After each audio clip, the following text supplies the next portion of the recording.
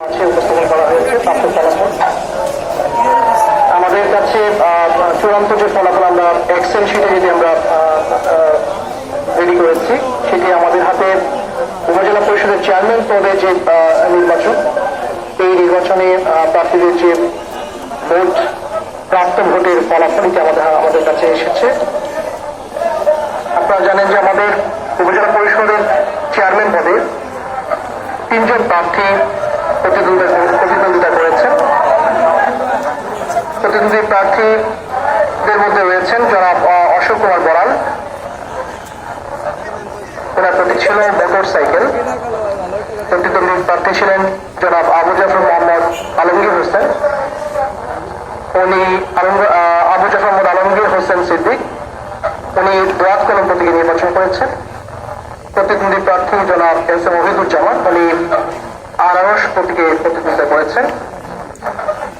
আমাদের কাছে এক্সেল শিটের যে ফলাফল এসেছে, সেটির প্রেক্ষিতে সর্বমোট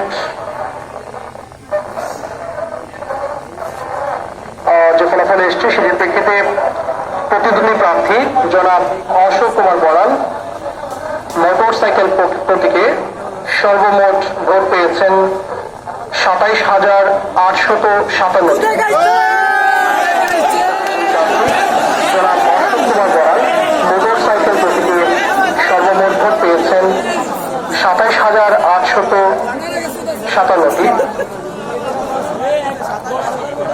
জনাব আবু জাফর মোহাম্মদ আলমগীর হোসেন সিদ্দিকী দোয়াত কলম প্রতীকে ভোট পেয়েছেন 36,000।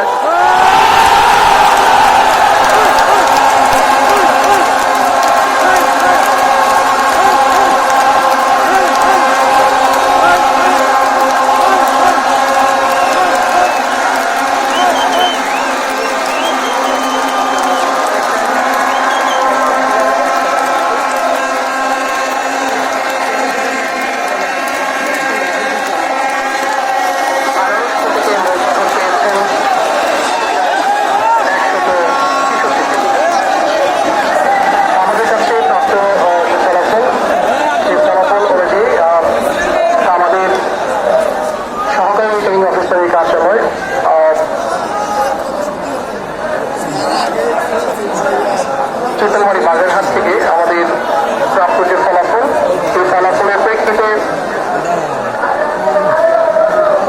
এত দ্বারা ঘোষণা করা যাইতেছে যে জনাব আবু জাফর মোহাম্মদ আলমগীর হোসেন, পিতা মোহাম্মদ আবু বকর সিদ্দিকী, ঠিকানা রহমতপুর, কলাতলা, চিতলমারি, বাগেরহাট, খুলনা, চেয়ারম্যান পদে নির্বাচনে সর্বাধিক ভোটের ভিত্তিতে যথাযথভাবে নির্বাচিত হয়ে গেছে।